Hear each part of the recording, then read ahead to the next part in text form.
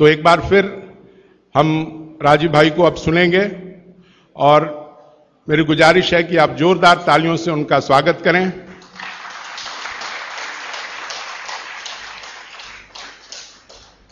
ताली बजाएंगे तो आपके अंदर ऊर्जा का संचार होगा और हवा का स्पंदन आप महसूस करेंगे और वही हवा आपको मिट्टी की खुशबू बिखेरेगी।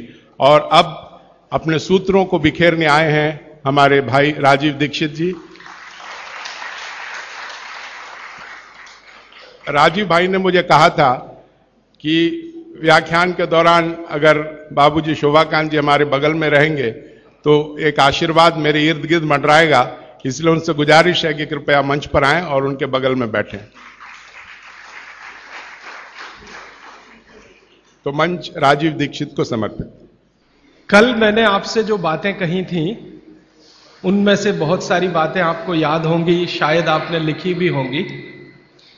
मुझे कल एक जानकारी दी बाबूजी ने, वो जानकारी आप सब तक पहुंचे, ये मेरी उनसे विनती है। उन्होंने जानकारी दी कि एक बार वो टीवीएस ग्रुप है ना, टीवीएस जो यहां का चेन्नई का सबसे बड़ा ग्रुप है और शायद भारत के सबसे बड़े ग्रुप में उनकी गिनती है, उनके घर वो भोजन करने गए थे। तो जरा बताएं। सभी भाई बहनों को नमस्कार। आज से करीब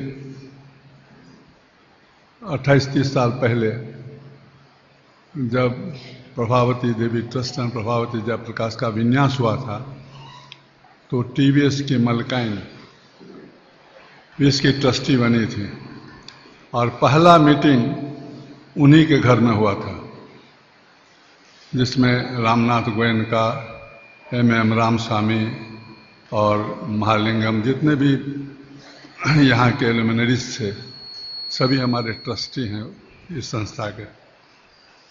तो उन्हीं के घर में पहली मीटिंग हुई थी।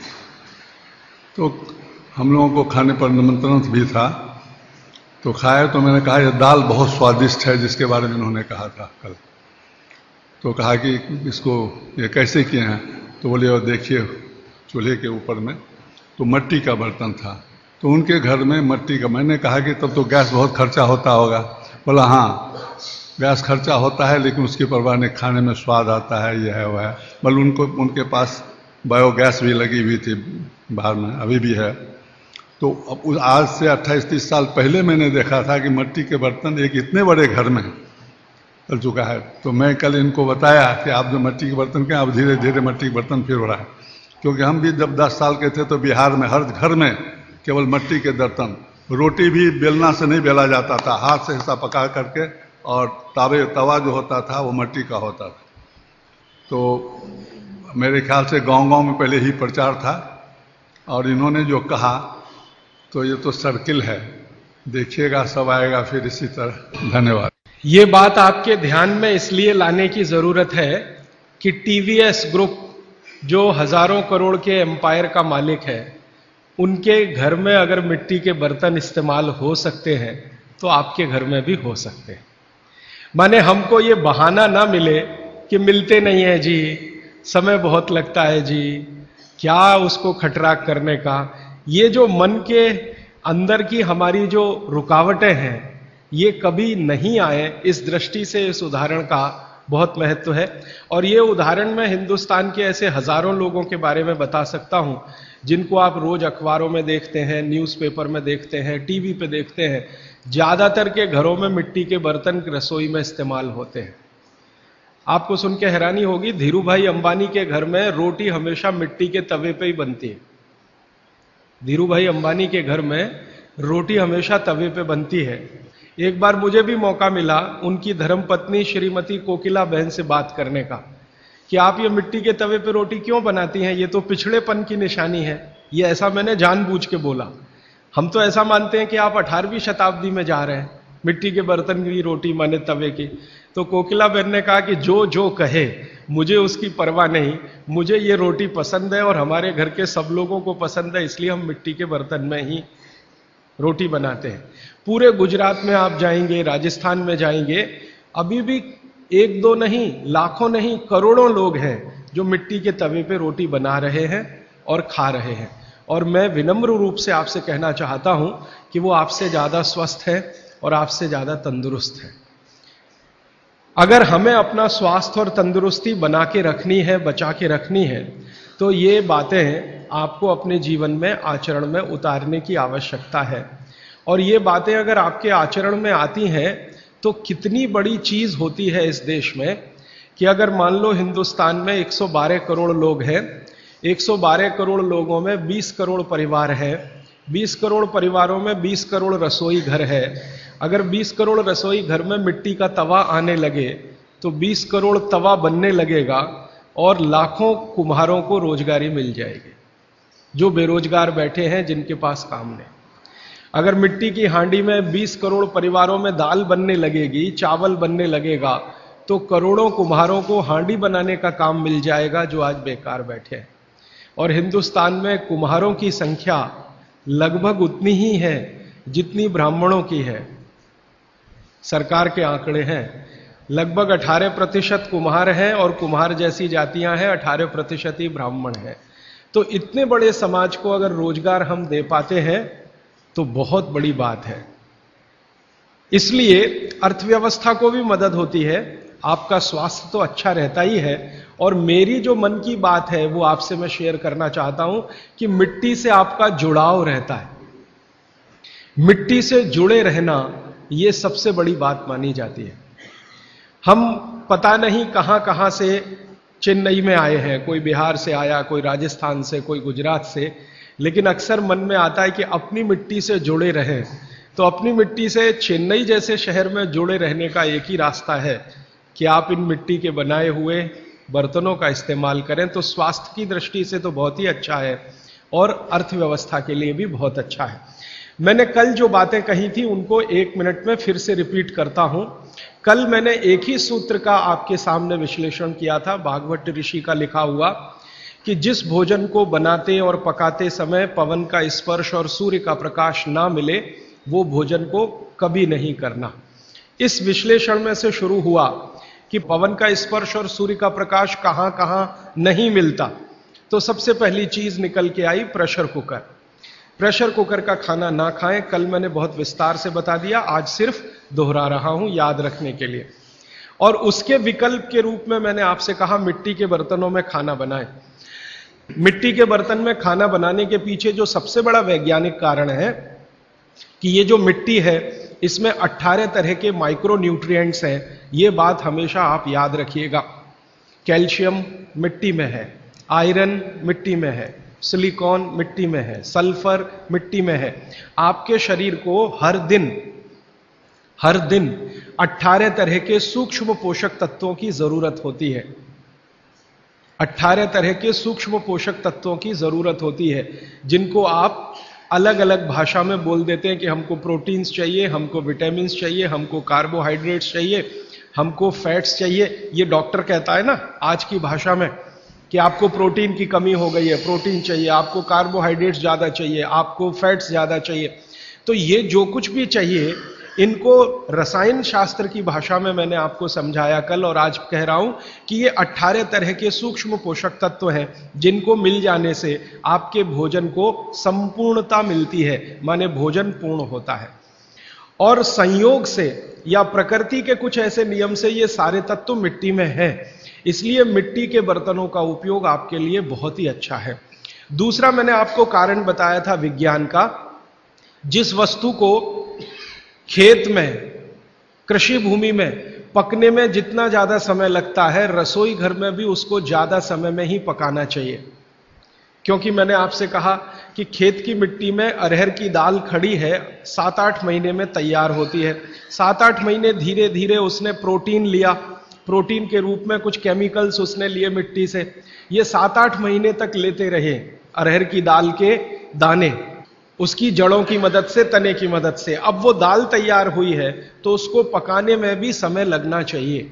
जल्दी से आपने पका दिया तो उसके अंदर जो प्रोटीन्स गए हैं, जो बहुत तरह के माइक्रो न्यूट्रिएंट्स मिट्टी से अंदर गए हैं, इनको वापस आपके शरीर में आने में संभावना नहीं है। वो टूटेंगे तो आपके लिए उपयोगी उतने नहीं होंगे। मैंने आपसे कहा कि प्रेशर कुकर में वाष्प का दबाव इतना ज्यादा होता है कि दाने टूटते हैं, पकते नहीं है, वो टूटते हैं। और टूटे हुए दाने, गर्म पानी है नीचे से, वो आपको ऐसा लगने लगता है कि वो पक गए हैं, वो पके नहीं है, वास्तव में वो सॉफ्ट हो गए हैं, मुलायम हो गए हैं। पकने से मतलब मैंने आपको बताया था कि उसके अंदर जो कुछ भी प्रकृति ने दी है पोषकता, वो आपको मिलने की स्थिति में आ गई या नहीं, तब हम उसको कहते हैं कि ये पक गया है। चाहे वो गेहूं का दाना हो, चाहे अरहर का दाना हो या तुअर का। तो ये बात अगर आपके ध्यान में आती है कि पकना मतलब क्या होता है और उबलना मतलब क्या होता है। एक शब्द है उबलना।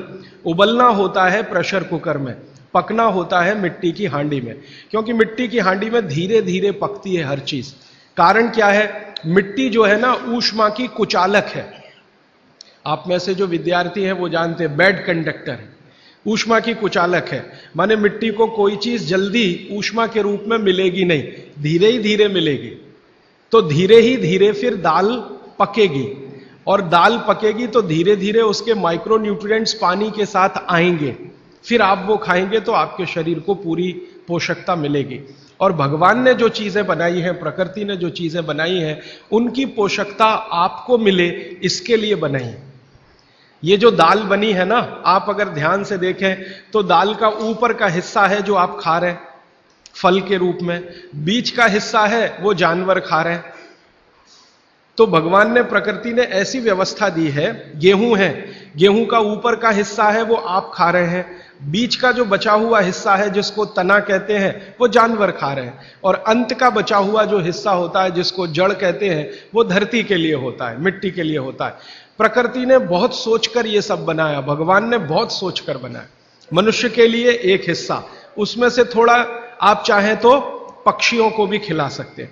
तो मनुष्य और पक्षियों के लिए एक हिस्सा, जानवरों के लिए दूसरा हिस्सा, और प्रकृति की धरती या मिट्टी के लिए तीसरा हिस्सा। हर एक फसल में यही देखेंगे आप। तो जो आपके लिए बनाया है भगवान ने, वो बहुत सोच समझकर बनाया है। जो जानवरों के लिए है वो भी सोच समझकर है, और मिट्टी के लिए। तो उसका अगर जीवन में फायदा उठाएं तो बहुत अच्छा होगा। और बागभट्ट जी इसी के लिए शायद ये सूत्र लिख कर गए। तो कल बहुत ज्यादा बात हुई प्रेशर कुकर के बारे में। आज मैं थोड़ी सी बात करता हूं कल से जुड़ी हुई रेफ्रिजरेटर के बारे में। रेफ्रिजरेटर एक ऐसी वस्तु है जिसमें रखी हुई कोई भी वस्तु को सूर्य का प्रकाश नहीं मिलेगा, पवन का स्पर्श नहीं होगा। आप जानते हैं कि रेफ्रिजरेटर जो काम करता है उसके एक बुनियादी सिद्धांत है। वो क्या सिद्धांत है? आपके रूम का जो टेम्परेचर है, आपके कमरे का जो तापमान है, उससे नीचे का तापमान वो पैदा करेगा। अब ये प्रकृति की मदद से नहीं हो सकता, क्योंकि प्रकृति की मदद से तो आपका रूम टेम्परेचर 30 डिग्री, 35 डिग्री या 22 डिग्री, 25 डिग्री है। तो प्रकृति के विरुद्ध जाकर उसको काम करना पड़ेगा, तो उसके लिए कुछ एक्स्ट्रा एफर्ट्स लगेंगे। तो ऐसी गैस रसायन शास्त्र में जो तापमान को कम करने में काम में आती हैं, उन गैसों का इस्तेमाल रेफ्रिजरेटर करेगा। और एक दो नहीं, ऐसी 12 गैसों का इस्तेमाल रेफ्रिजरेटर करता है, जिनको विज्ञान की भाषा में CFCs कहते हैं, क्लोरोफ्लोरोकार्बन्स, जिसमें क्लोरीन भी है, फ्लोरीन भी है और कार्बन डाइऑक्साइड। अगर आप रसायन शास्त्र की डिक्शनरी निकाल कर देखें, आप में से जिन्होंने पढ़ा है केमिस्ट्री उनके लिए तो आसान है, जिन्होंने नहीं पढ़ा वो डिक्शनरी निकाल कर देखें। क्लोरीन, क्लोरीन के सामने लिखा हुआ है जहर। सीधे डिक्शनरी देखें, टेक्स्ट की बात नहीं कर रहा हूं, एक डिक्शनरी खरीद लें केमिस्ट्री की और क्लोरीन शब्द देखें तो सामने ही लिखा हुआ है जहर। और फिर फ्लोरीन देखें तो अत्यंत जहर, और कार्बन डाइऑक्साइड तो जहर का बाप। आप जानते हैं कि शरीर का ये जो श्वासोश्वास की क्रिया है, प्राणायाम जिसको आप कहते हैं, इसमें आप हमेशा कार्बन डाइऑक्साइड छोड़ते हैं।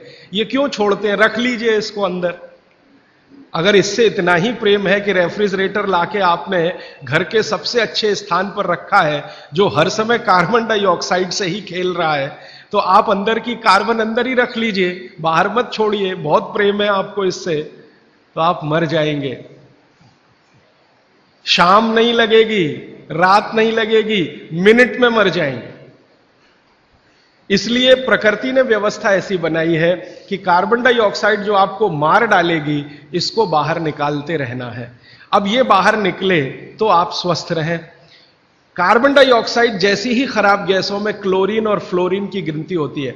अब ये तीनों कार्बन से मिला हुआ, क्लोरीन से मिला हुआ, फ्लोरीन से मिला हुआ 12 गैस एक साथ रेफ्रिजरेटर छोड़ता है।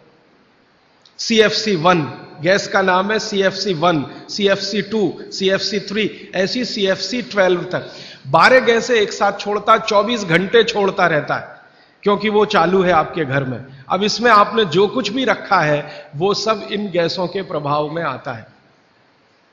आप बोलेंगे जी हमने तो भोजन को ढककर रखा है, कितना भी ढक के रखिए, क्योंकि गैसों का असर इतना तीव्र है कि स्टील को तोड़ के निकल जाने वाली गैसें हैं।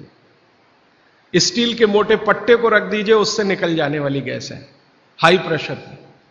तो अगर आप इतने सारे जहरीली गैसों से युक्त भोजन को 2 घंटे, 3 घंटे, 5 घंटे उसमें रख के फिर खा रहे हैं, तो माफ कीजिए, आप भोजन नहीं जहर ही खा रहे हैं। बस जहर में अंतर इतना है कि एक जहर है तात्कालिक और दूसरा है दीर्घकालिक। दीर्घकालिक जहर थोड़ा थोड़ा खाएं तो 5-7 साल में पता चला देगा, तात्कालिक खाएं तो 1 मिनट में आपको पता चल जाए। तो इसलिए मेरी आपको विनती है कि आपके घर में रेफ्रिजरेटर अगर ले लिया है तो इसका इस्तेमाल कम करिए, सबसे अच्छा है बंद करिए, और मेरी बात माने तो बेच दीजिए। कोई भी सेकंड हैंड खरीद लेगा, और नहीं बिकता तो लोहे के भाव में बेच दीजिए, तो भी आप फायदे के सौदे में रहेंगे। क्योंकि इसके रखे रहने से जो मन में लालच है, लालच पता है क्या है? अगर ये है तो कुछ तो करो इसका, अगर ये है तो कुछ तो करो इसका, अगर ये है तो कुछ तो करो इसका। तो कुछ तो के चक्कर में हम जबरदस्ती ज्यादा खाना बनाते हैं और इसमें रखते जाते हैं। सवेरे का शाम को, शाम का अगले दिन सवेरे, अगले दिन का शाम को, ये चक्कर चलता रहता है।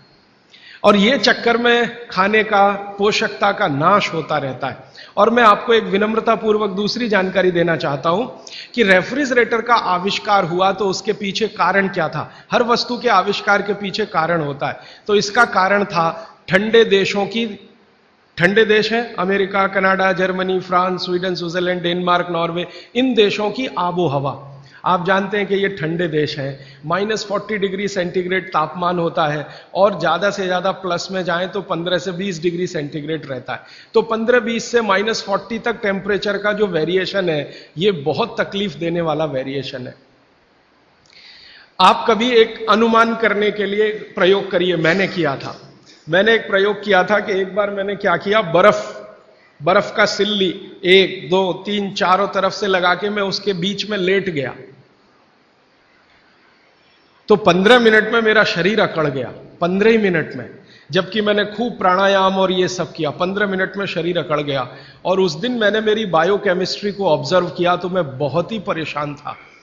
फिर मैंने सोचना शुरू किया कि उन लोगों का क्या होता होगा जो इसी बर्फ के तापमान में 6-6 महीने सोते हैं, रहते हैं, लेटते, उनका क्या होता होगा। 8-8 महीने धूप नहीं निकलती कनाडा में, अमेरिका में, यूरोप के देशों, धूप नहीं निकलती, टेम्परेचर नहीं होता, और यही परिस्थिति में उनको सोना पड़ता है। तो कितनी तकलीफें उनके शरीर को होती होंगी, और शरीर के साथ उनके भोजन को होती होंगी, क्योंकि शरीर भोजन से ही है।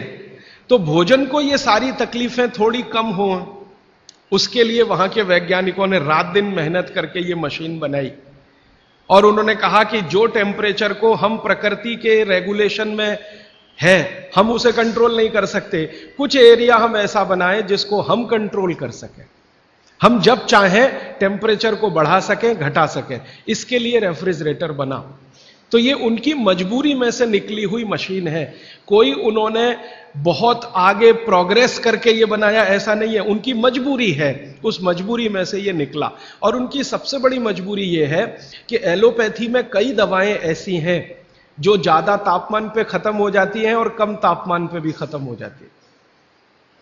बहुत सारी दवाएं एलोपैथी में ऐसी हैं जो हाई टेम्परेचर पे भी खत्म हो जाती हैं, माने उन दवाओं का असर नहीं रहता, लो टेम्परेचर पे भी खत्म हो जाती हैं। तो उन दवाओं को रखने के लिए एक टेम्परेचर हमारे कंट्रोल में रहे, इसके लिए फ्रिज बना। वो पानी रखने के लिए नहीं बना है, दाल रखने के लिए नहीं बना, सब्जी रखने के लिए, दवाएं रखने के लिए बना। और आपको एक और जानकारी दूं कि यूरोप में ये जब आविष्कार किया सबसे पहले, तो मिलिट्री के लिए इसका उपयोग हुआ था और मिलिट्री के लिए ही ये बना था, क्योंकि आर्मी के जो सैनिक हैं वो चुस्त दुरुस्त और तंदुरुस्त रहने चाहिए। जब जरूरत हो दवाएं उनको समय पर उसी टेम्परेचर की मिलनी चाहिए, इसके लिए ये फ्रिज आया। ये हमारे लिए नहीं बना, हिंदुस्तान के लिए तो इसकी कोई आवश्यकता नहीं।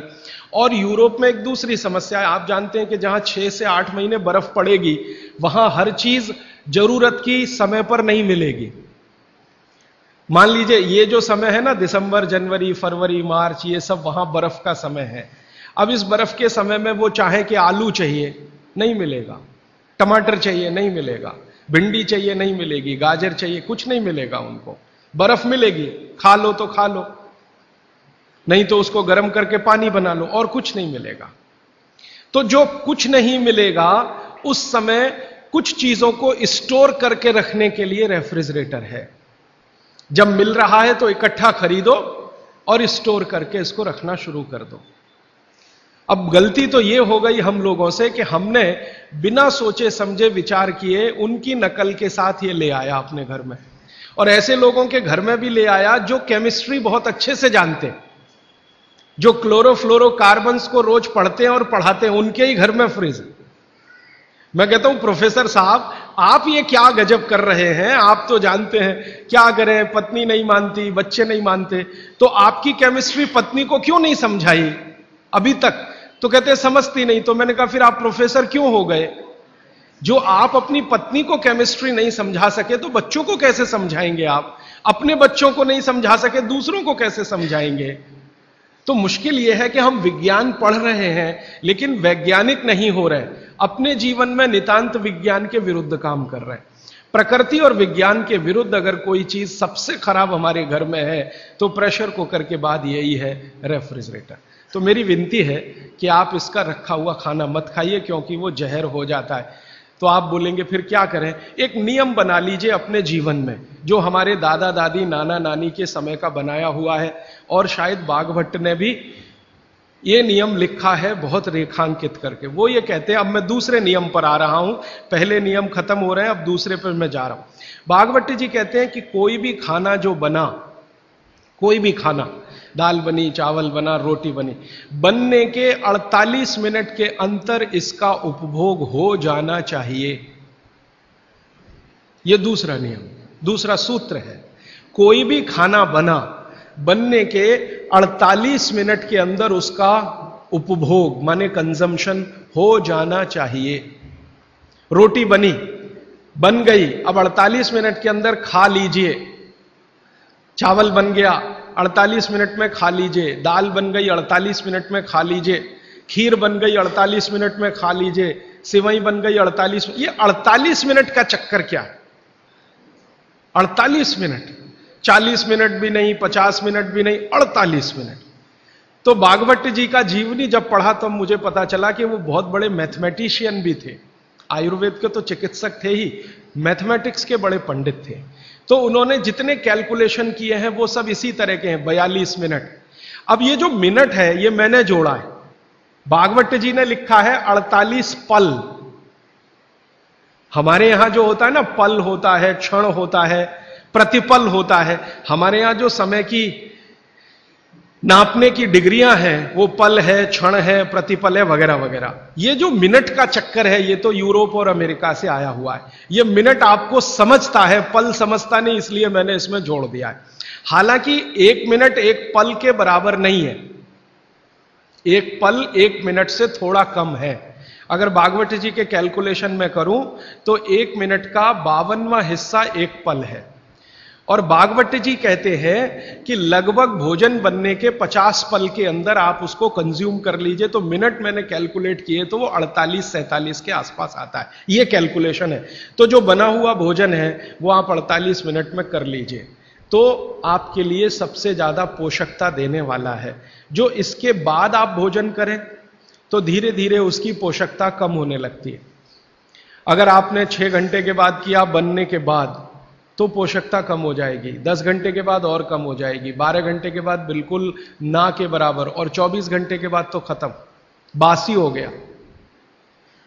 बासी शब्द है ना, ये भागवत जी का है। 3500 साल पहले ये शब्द था, बासी हो गया जी। और वो कहते हैं ये बासी भोजन तो जानवरों के खिलाने के लिए भी नहीं है, आप कैसे खा रहे हैं।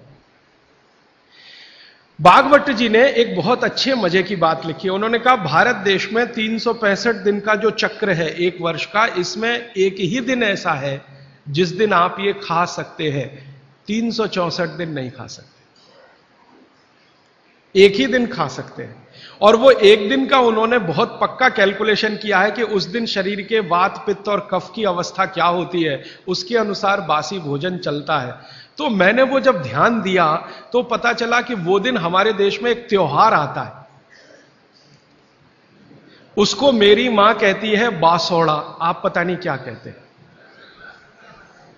एक ही त्योहार है अपने देश में जिस दिन हम बासी खाना ही खाते हैं। और ये जो त्योहार है, इस जो दिन पड़ता है, ये कार्तिक अगहन पूस माह के हिसाब से इसका जो दिन पड़ता है, भागवत जी का दिन भी वही पड़ता है।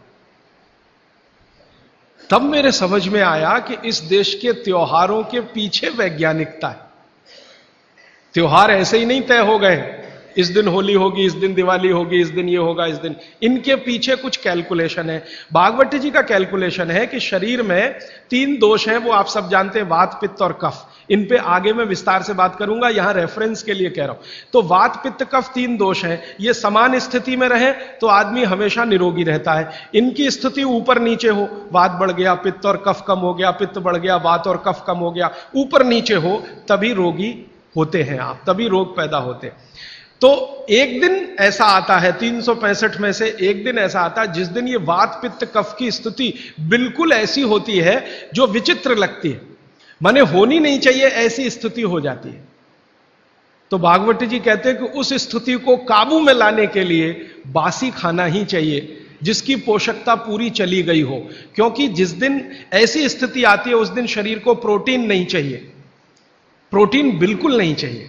तो प्रोटीन सब खत्म होगा तब जब खाना बहुत पुराना हो जाए। तब मेरे समझ में आया कैसी वैज्ञानिकता है। तो आप साल में एक ही दिन बासी भोजन कर सकते हैं। अब आप देखो कि एक दिन के लिए फ्रिज लगेगा साल में, तो 364 दिन की बिजली क्यों खर्च करना उसके लिए, और 364 दिन का इतना स्थान क्यों घेर के रखना। चेन्नई में बहुत महंगा है स्थान, 1 स्क्वायर फुट का क्या भाव है, 3000। तो फ्रिज अगर रखा है मान लो 5-7 स्क्वायर फीट में, तो 3000 में 5 का गुणा कर लो, 15,000 रुपए रोज का खर्चा एक तो दे दिया फ्रिज खरीदने में, और ये जिंदगी भर इतना स्थान घेर कर खड़ा है जो इस्तेमाल नहीं हो रहा है, तो कितना घाटे का सौदा है। तो इस घाटे के सौदे को अपने जीवन में मत लाइए। मेरी विनती है कि जिन्होंने फ्रिज नहीं खरीदा है वो ना खरीदें, जिन्होंने खरीद लिया है वो धीरे धीरे उसका उपयोग कम करें। एक दिन थोड़ा ऐसा आए कि उपयोग उसका बंद ही हो जाए तो आपके जीवन के लिए बहुत अच्छा है। और आप जानते हैं कि आजकल पर्यावरण के प्रदूषण की बहुत चर्चा हो रही है। दुनिया भर के वैज्ञानिक परेशान हैं कि क्लाइमेट चेंज हो रहा है, सर्दी कम हो रही है, गर्मी बढ़ रही है। सर्दी कम होने में और गर्मी बढ़ाने में जिन गैसों का सबसे बड़ा योगदान है वो यही गैसें हैं, CFC1, CFC2, CFC3, CFC12 तक। तो सारे दुनिया के देश परेशान हैं कि क्या करें क्या करें। अभी इंडोनेशिया के बाली द्वीप में 7 दिन का सम्मेलन हुआ।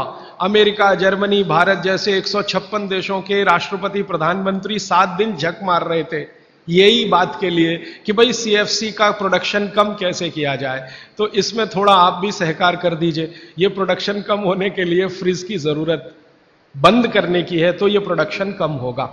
तो इसलिए मैंने कल आपसे कहा था कि फ्रिज का भी खाना ना खाएं, समय का ध्यान रखें। ये बात हमेशा याद रखें कि बना हुआ खाना 48 मिनट के अंदर खा लेना चाहिए। अब ये 48 मिनट का जो कैलकुलेशन है, कल मैं इस पर आपसे और ज्यादा विस्तार से बात करूंगा क्योंकि एक सूत्र कल आएगा। आज बस इतनी सी बात। और एक तीसरी बात जो मैंने कल आपसे शुरू की थी, माइक्रोवेव ओवन। माइक्रोवेव ओवन भी कुछ इसी तरह का किस्सा है। इसमें भी टेम्परेचर को आप कंट्रोल करते हैं। और माइक्रोवेव ओवन में कोई भी चीज आप जब रखते हैं ना गर्म करने के लिए, तो वो चीज का एक हिस्सा गर्म होता है, पूरा नहीं होता। गर्म होने के लिए हमारी जो कल्पना है वो चारों तरफ से एक साथ एक जैसा टेम्परेचर आए, वो पानी ही कर सकता और कोई चीज नहीं है दुनिया। पानी गर्म करके उसमें कोई चीज डालें तो सही गर्म होती है, और माइक्रोवेव ओवन में पानी का कोई काम नहीं। और ये माइक्रोवेव ओवन भी यूरोप और अमेरिका के लिए है, क्योंकि वहां बहुत ठंडी है, आपके लिए नहीं है, क्योंकि यहां तो बहुत गर्मी है। तो अब हमारे घर में क्या हुआ है वो मैं विनम्रता पूर्वक आपसे कहता हूं, आपने कुछ चीजों को स्टेटस सिंबल बना रखा है, वो बदल दीजिए। ये स्टेटस सिंबल नहीं है, ये मजबूरी की चीजें हैं। कहते हैं ना मजबूरी में हमने ये किया, मजबूरी में हमने ये किया। तो आप मान लीजिए कि मजबूरी में फ्रिज लाया, मजबूरी में माइक्रोवेव ओवन लाया, मजबूरी में प्रेशर कुकर लाया। ये कोई छाती ठोक के बताने की बात नहीं है कि मेरे घर में फ्रिज है, या मेरे घर में माइक्रोवेव ओवन है, या मेरे घर में। आप इसको शर्म से बताइए कि मैं क्या बताऊं, मेरी मजबूरी थी, उस दिन दिमाग कुछ फिर गया था, मेरा विवेक शून्य हो गया था, तो मैंने मेरे खून पसीने की कमाई बर्बाद कर दी और ये ले आया। तो ये इस तरह से कहना जब शुरू करेंगे तो थोड़े दिन में आपकी भावना अपने आप बदल जाएगी और ये चीजें आपके बाहर निकल जाएंगी। ये जो 48 मिनट का कैलकुलेशन है, ये जैन दर्शन में भी है। आप में से कोई भी जैन समाज के लोग होंगे तो मेरी बात आपको बहुत जल्दी समझ में आएगी। जितने भी जैन साधु संत हैं उनके मुंह से आप यही सुनेंगे, पानी में 48 मिनट के बाद जीव राशि पैदा हो जाती है और वो जीव राशि फिर बढ़ती ही चली जाती है, करोड़ों से अरबों, अरबों से खरबों में चली जाती है। तो ऐसा पानी नहीं पीना चाहिए क्योंकि जीव हत्या होती है और उसका पाप लगता है। तो जैन दर्शन ने इसको अहिंसा के साथ जोड़ा है और भागवत जी ने इसको स्वास्थ्य के साथ जोड़ा है। मूल बात एक ही है। शायद जैन दर्शन में अहिंसा से इसको इसलिए जोड़ा होगा कि धर्म से जाएगा जुड़कर तो जल्दी समझ में आएगा।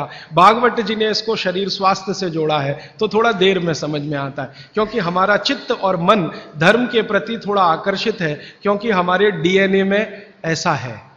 भारत का जो डीएनए है वो ऐसा ही है, जिसमें धर्म की बात करो तो तुरंत समझ में आए, विज्ञान थोड़ा पीछे से आता है। इसलिए इस देश में धार्मिक लोगों की पूजा होती है, वैज्ञानिकों को कोई पूछता नहीं है, वो ऐसे ही बेचारे घूमते रहते हैं। कभी आप जैसे लोग उनको माला वाला डाल दे तो ठीक हो गया, वरना इस देश के वैज्ञानिक कहां मरते हैं, कहां खपते हैं, कौन जानता है, कौन पूछता है।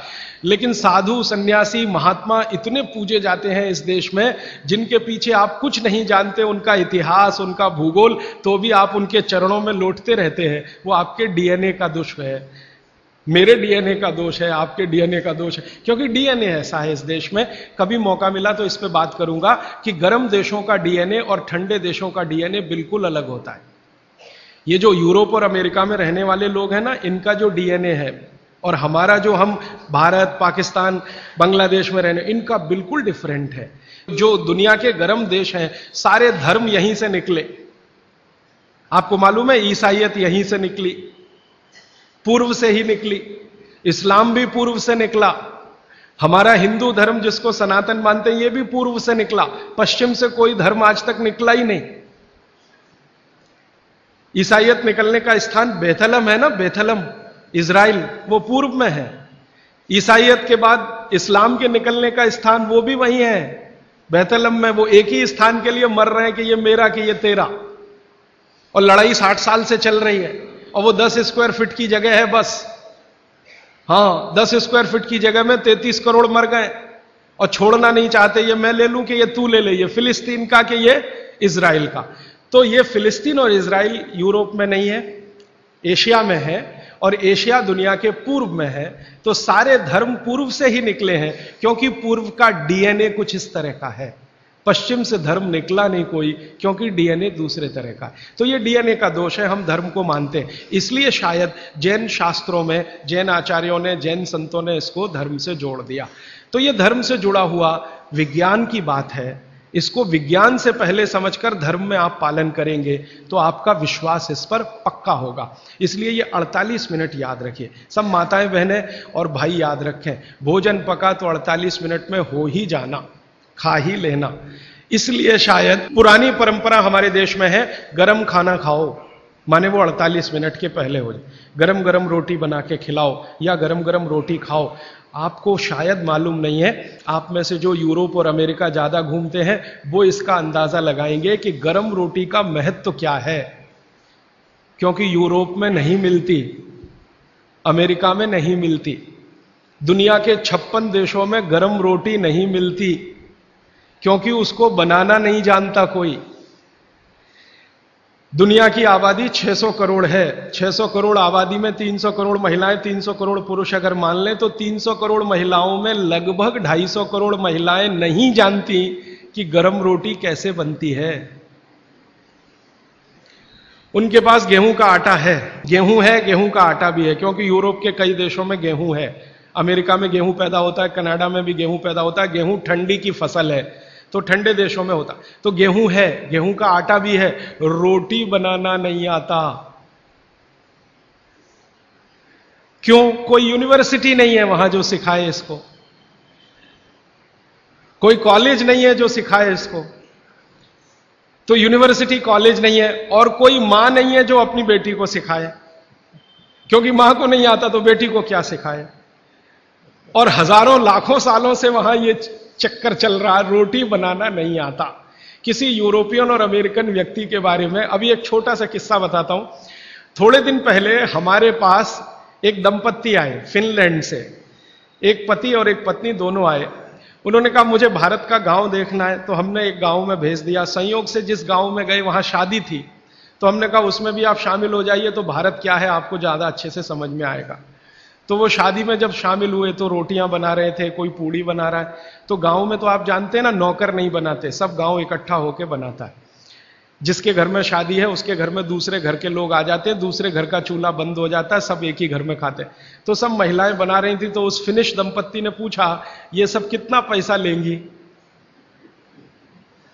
तो उनको कहा ये पैसा वैसा नहीं लेने वाले। तो ये कैसे हो सकता है? तो हमने कहा ये है क्योंकि भारत कोऑपरेशन पे चलता है, कंपटीशन से नहीं चलता ये देश। हमारे समाज में कोऑपरेशन है, कंपटीशन नहीं है। तो फिर वो फिनिश दंपत्ति में जो महिला थी वो सबसे ज्यादा इस बात को परेशान थी लेकर कि ये रोटी एकदम गोल बन रही है, 100% गोल। उसकी जिंदगी में ये कल्पना नहीं है कि 100% गोल चीज कोई हाथ से बन सकती है। वो कहती है उसने कभी सोचा था भारत के बारे में कि मशीन से बनाते होंगे रोटी, और वो कह रहे हैं ये हाथ से बनाते हैं 100% गोल। तो उसका जितना कैमरे में रील थी उसने सब उसी पे खर्च कर दी, गोल रोटी बना के देखने में उसको। माने आपको मैंने ये उदाहरण इसलिए दिया कि उनके लिए ये अजूबा है, उनको लगता है कि कोई महिला ये कर पाए। और मैंने जब वो जा रहे थे तो पूछा आपको भारत में कौन सी चीज सबसे अच्छी, तो उनका ये जो रोटी है गोल, ये सबसे महत्वपूर्ण वस्तु है जिसकी वैल्यू हमारे लिए सबसे ज्यादा है, क्योंकि हम जानते नहीं ये कैसे बनती है। और आपके घर में हर मां बहन इसको बना सकती है, 10-12 साल की बहन भी आसानी से बना सकती है। इसका मतलब है कि रोटी ताजा और गर्म ये भारत में ही संभव है, दुनिया के दूसरे देशों को नसीब नहीं है। तो आप समझ लीजिए कि आपके पास कितनी वैल्यूएबल चीज है गरम रोटी, और उसको आप छोड़कर ठंडी करके खाएं तो ये आपका दुर्भाग्य है, सौभाग्य नहीं। तो रोटी को गरम गरम ही खाएं, गरम गरम ही खिलाएं। यूरोप में कोई किसी को खिलाता नहीं क्योंकि कोई बनाता नहीं और जानते भी नहीं। वहां तो बेचारे 3-3 महीने पुरानी रोटी खाते हैं, जिसको डबल रोटी कहते हैं, पाव रोटी कहते हैं।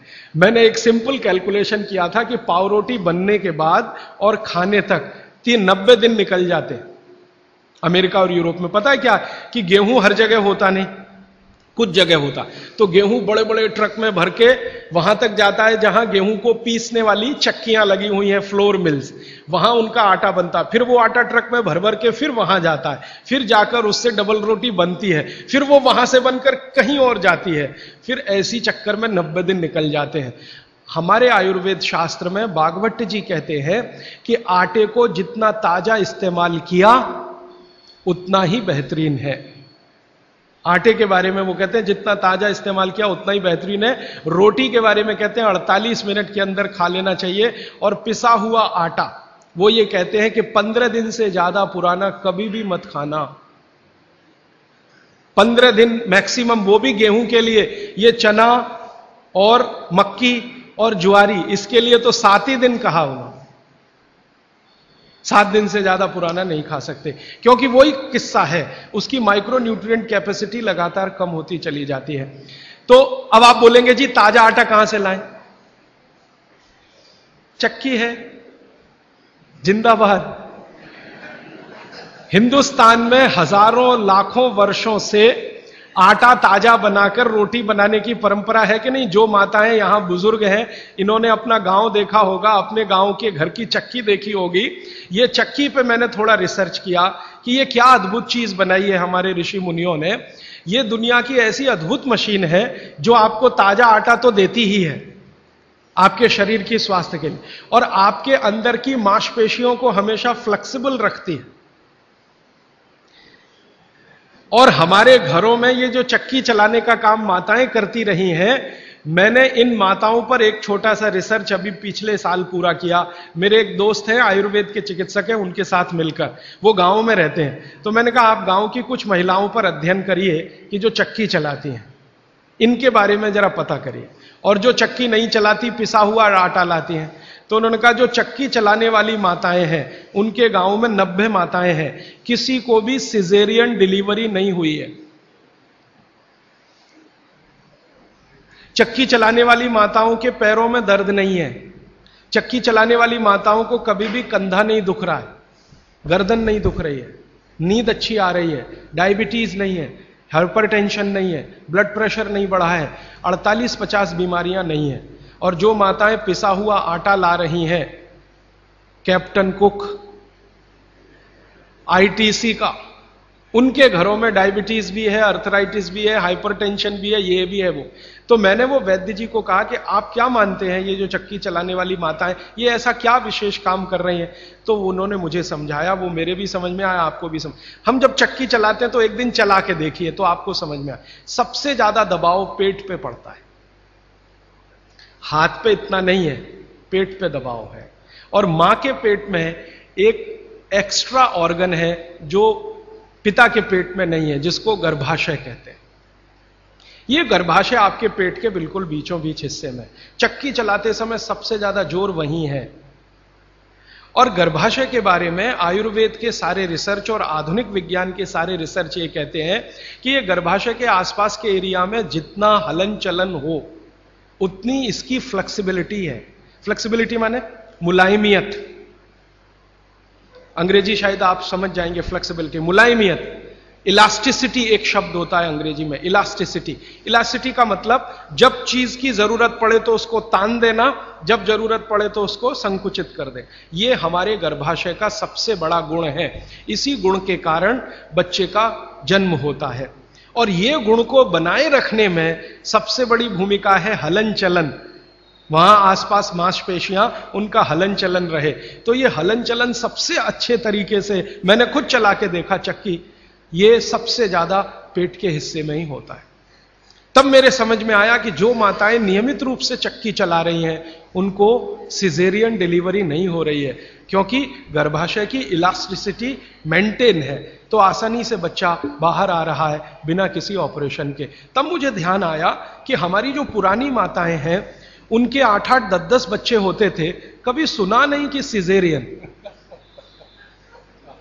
वो दाई आती थी गांव की, जो एमबीबीएस नहीं है, एमडी नहीं है, एमएस नहीं है, और बच्चे करा के चली जाती थी, ऐसे ही जैसे दाल पका के कोई चला गया या चावल पका के कोई चला गया। हां, ऐसे होता है। तो हमने इस बात को जब ध्यान दिया, तब मेरे मन में आया कि इसको थोड़ा और बड़ा रिसर्च करना चाहिए।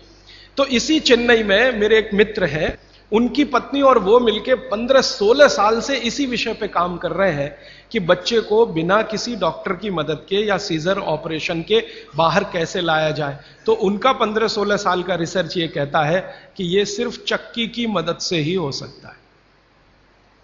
और आयुर्वेद तो यहां तक कहता है कि मां का गर्भ 7वें महीने तक चक्की चलाने की अनुमति देता है। मां को 7वें महीने तक चक्की चलवाई जा सकती है, 8वें महीने में नहीं, फिर उसको बंद कर देना अच्छा है। और उतने 7 महीने की चक्की आपके लिए पर्याप्त है कि वो बच्चा बिना सीजर के हो। और जो बच्चे बिना सीजर के हैं, उनके जीवन को आप देख लें, और जो सिजेरियन है उनके जीवन को देख लें, जमीन आसमान का अंतर है। सीजर बच्चे ज्यादा बीमार हैं, समय समय पे बीमारियां हैं। जो बिना सीजर हैं वो सब स्वस्थ हैं, दुरुस्त हैं, तंदुरुस्त हैं। ब्रेन का डेवलपमेंट भी उनका अच्छा है। लॉजिक को डेवलप करने की कैपेसिटी, कल्पनाशीलता उनमें दूसरे बच्चों से ज्यादा है। तो भागवत जी का सूत्र है कि खाना बना तो 48 मिनट में खाएं, और खाना बनाने वाली जो वस्तुएं हैं जिनमें सबसे महत्वपूर्ण है आटा, गेहूं का आटा 15 दिन से ज्यादा पुराना ना खाएं। जवारी, बाजरी और मक्की का आटा 7 दिन से पुराना ना खाएं। और वो ये कहते हैं कि रोज का हो तो सबसे अच्छा, सुबह बनाएं और शाम को आटा इस्तेमाल हो जाए तो वो सबसे अच्छा, ज्यादा दिन पुराना ना हो। तो अब आप इसको अपने जीवन में कैसे उतारेंगे इस सूत्र को? अगर संभव हो तो एक एक चक्की ले लीजिए, संभव हो तो। इससे कई फायदे हैं।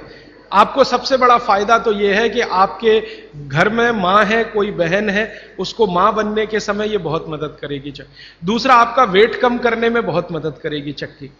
अगर आपको एक्स्ट्रा वेट है और आप उसको लूज करना चाहते हैं तो 15 मिनट सुबह चक्की चलाया पर्याप्त है। 15 मिनट सुबह अगर आपने चलाया, 3 महीने बाद आप देखना 12 से 13 किलो वजन कम होगा आपका, सिर्फ 15 मिनट की चक्की। रामदेव जी चक्की चलवाते हैं कि नहीं? आप चलाते हैं कि नहीं? लेकिन वो चक्की चलाते हैं जिसमें कुछ होता ही नहीं है, ऐसे ऐसे चलवाते हैं कि नहीं? तो असलियत में ही चला लो, कुछ तो आटा तो मिलेगा।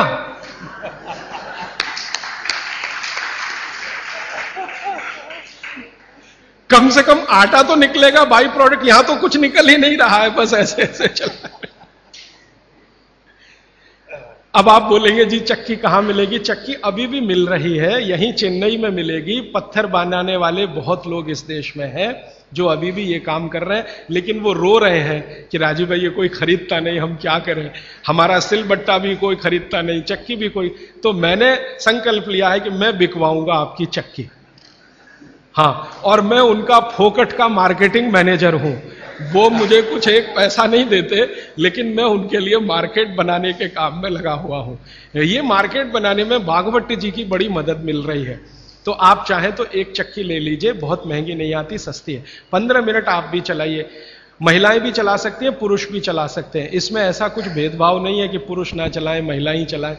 महिला चलाएं तो उनको थोड़ा एक्स्ट्रा गेन है। एक्स्ट्रा गेन माने आपको जो एक्स्ट्रा ऑर्गन है बॉडी में, यूट्रस, वो पुरुष को नहीं है, इसको मदद मिलेगी आपको फ्लेक्सिबल बनाए रहे। और मैं आपको एक बहुत गहरी बात कहने आया, वो माताओं बहनों को विशेष रूप से, उम्र के एक पड़ाव में जब आप 45 वर्ष के आसपास हो जाएंगी, तब आपको गर्भाशय के बहुत सारे कॉम्प्लिकेशन शुरू होंगे। सबसे बड़ा कॉम्प्लिकेशन तो यहीं से शुरू होगा कि आपको मेनोपॉज पीरियड शुरू होगा। मेंसेस साइकिल आपकी बंद होगी, मेनोपॉज पीरियड शुरू होगा। और उस पीरियड में जितने कॉम्प्लिकेशन हो सकते हैं वो बच्चे के जन्म के समय भी नहीं होते कभी। और कई कॉम्प्लिकेशन तो ऐसे जिनको कोई मां समझ भी नहीं पाती कि ये क्या हो रहा है मेरे साथ। अचानक से पसीना आएगा, पूरा शरीर पसीने से भर जाएगा, फिर थोड़ी देर में ठंड लगना शुरू हो जाएगी, फिर थोड़ी देर में तमतमा जाएगा चेहरा, एकदम गर्मी, फ्लैशेस। समझ में नहीं आता किसी मां को कि अभी थोड़ी देर पहले पसीना था, अभी इतनी गर्मी आ गई और अभी इतनी ठंडी लगने लगी। इतने वेरिएशन होते हैं, मिनट मिनट में वेरिएशन होते हैं। मन आपका इतना डिप्रेशन में चला जाएगा, इतना अवसाद में चला जाएगा कि दुनिया बिल्कुल बेकार है, इसमें क्या करना जिंदा रह के। ये डिप्रेशन, तनाव मन में होगा, अवसाद मन में होगा, और ऐसे ऐसे कॉम्प्लिकेशंस बनते जाएंगे। कारण उसका एक ही है कि कुछ हार्मोन्स आपके शरीर में बनना बंद हो जाएंगे, वो आपके लिए बहुत जरूरी है। अब हार्मोन्स बनेंगे ही नहीं तो फिर मुश्किलें ये सब आती हैं। तो भगवान की व्यवस्था ऐसी है, 45-50 साल की उम्र में हर मां को दूसरा जन्म लेना पड़ता है, ऐसा कहा जाता है। तो ये जो दूसरे जन्म की समस्याएं हैं, इनको जिंदगी में खत्म तो नहीं किया जा सकता, लेकिन भागवत जी कहते हैं कि इनको कंट्रोल करके रखा जा सकता है। अब मैं तीसरे सूत्र पे आ रहा हूं। तीसरा सूत्र विशेष रूप से माताओं बहनों के लिए वो कह रहे हैं कि माताओं और बहनों की मासिक धर्म बंद होने के बाद की जो अवस्था है, इसमें परमानेंट कोई क्योर नहीं है, क्योंकि जो हार्मोन बनना बंद हो गए वो तो हो ही गए, उनको बाहर से भी नहीं डाला जा सकता। लेकिन भागवत जी ये कहते हैं कि उसको कंट्रोल करके रखा जा सकता है। तो वो कहते हैं कि कंट्रोल करके रखने में मां के रसोई घर के जो उपकरण हैं, उपकरण, इंस्ट्रूमेंट्स, इनकी मदद आप ले सकते हैं। तो रसोई घर का उपकरण सबसे अच्छा मैंने कहा चक्की, इसकी मदद ले सकते हैं। और दूसरा एक उपकरण और है रसोई घर में, सिलबट्टा, मसाला पीसने वाला जो सिलबट्टा है ना, यह दूसरा बड़ा उपकरण। अगर मैंने सिलबट्टा चला के देखा तो इस सिलबट्टे को चलाने में भी सबसे ज्यादा जोर पेट पे ही आता है, चक्की चलाने में भी सबसे ज्यादा जोर पेट पे आ रहा है। तो ऋषि मुनियों ने यह चक्की का आविष्कार जब किया होगा और सिलबट्टे का आविष्कार किया होगा तो किसी मां को ध्यान में रखकर ही किया होगा, यह पक्का है।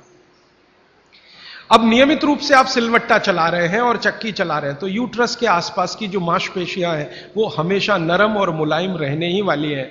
तो आपकी जिंदगी के कॉम्प्लिकेशन 45 साल के बाद कम रहने ही वाले हैं। आप उनको दवा खा खा के कम करें तो दवाओं के साइड इफेक्ट्स हैं, ज्यादा दवाओं के साइड इफेक्ट है कि मोटापा बढ़ेगा। एक HRT टेक्निक है, हार्मोन रिप्लेसमेंट थेरेपी, ज्यादातर माताएं उसमें जाती हैं 45-50 साल की उम्र में, हाथ जोड़कर विनती है कि कभी ना जाएं। और अगर आप गए उसमें तो आपके वजन को कोई भी दुनिया का भगवान नहीं बचा सकता बढ़ने से, बढ़ेगा ही। क्योंकि हार्मोन रिप्लेसमेंट थेरेपी में जो मेडिसिन है वो सब मेद बढ़ाने वाली है, मेद माने शरीर में एक्स्ट्रा वेट बढ़ाने वाली।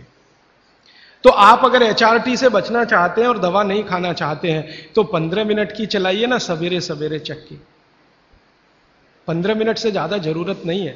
15 मिनट में जितना गेहूं पिस गया, जितना चना दाल पिस गया, अच्छा है। फिर आप बोलेंगे हमारे यहां तो 1-1 घंटे चलाते थे। वहां उस समय शायद लोगों का शरीर भी इतना मजबूत था, तंदुरुस्ती भी इतनी अच्छी थी, घी दूध भी अच्छा खाने को मिलता था, तो वो 1-1, 2-2 घंटे चला सकते थे। आज के समय को ध्यान में रखते हुए 15 से 20 मिनट भी आपने चलाया, या तो सिलबट्टा या तो चक्की, तो जिंदगी आपकी एकदम सुरक्षित और निरोगी रहने वाली है। तो विज्ञान के साथ रसोई सबसे ज्यादा इस देश में जुड़ा हुआ है। तो 3 सूत्र अभी तक मैंने आपको भागवत जी के बता दिए। और इन 3 सूत्रों में एक छोटी सी जानकारी और, कि आप पुरुष भी चाहें तो जिनको पेट अगर बढ़ा हुआ है और आप चाहते हैं कि ये कम हो तो आप भी 15 मिनट चक्की चला सकते हैं सुबह सुबह। आप भी चाहें तो सिलबट्टे पे चटनी बना सकते हैं। अगर आपने भी चक्की चलाई और सिलबट्टे पे चटनी बनाई तो आपकी चटनी तो बनेगी ही और आटा तो पिसेगा ही, आपका जो पेट है ये अंदर चला जाएगा, जो आपको किसी भी जिम्नेजियम की मदद से नहीं जाएगा। मैं आपको इस बात की गारंटी देता हूं, स्टाम्प पेपर पर आप लिखवा लीजिए मुझसे, 1000 रुपए का हो या लाख रुपए का स्टाम्प पेपर, दुनिया का हर एक डॉक्टर इस बात से सहमत है, वो बोलता नहीं, बात अलग है, कि जिम्नेजियम में जाकर कभी भी किसी का पेट अंदर जाता नहीं, और थोड़े दिन के लिए गया और आपने जाना बंद किया तो ज्यादा बाहर आता है। क्योंकि जिम्नेजियम की जो एक्सरसाइजेज है और वहां जो एक्सरसाइजर रखा है मशीन, वो आपसे मेल नहीं खाती।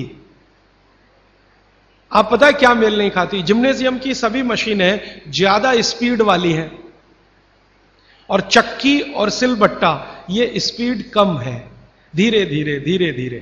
हमारी जो तासीर है वो कम स्पीड वाले उपकरणों के साथ ज्यादा है, क्योंकि हम गर्म देश में रहते हैं। गर्म देश के लोगों में आप जानते हैं स्वाभाविक रूप से वायु का प्रकोप ज्यादा होता है शरीर में। ये कल मैं और इस विस्तार से बात करूंगा।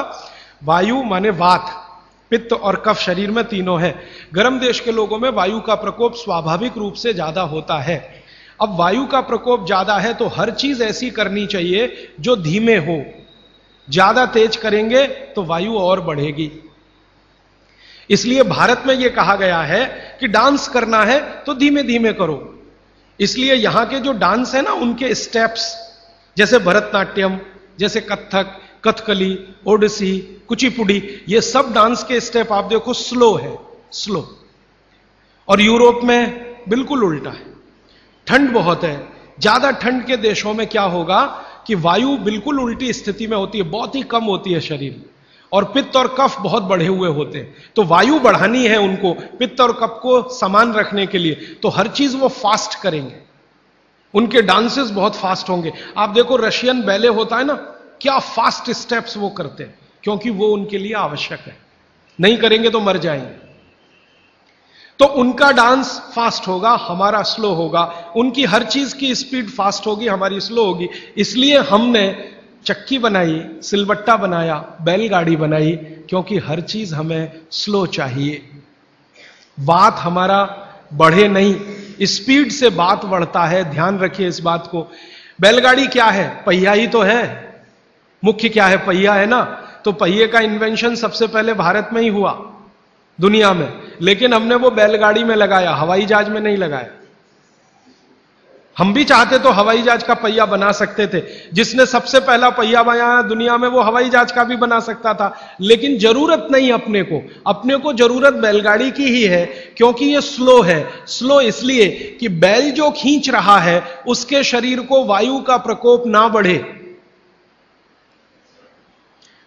हमारे यहां मनुष्य के लिए जितना सोचा गया, बैल के लिए भी उतना ही सोचा गया, क्योंकि बैल और मनुष्य बराबर है हमारे यहां, अलग नहीं है, हिस्सा है हमारा, परिवार का हिस्सा।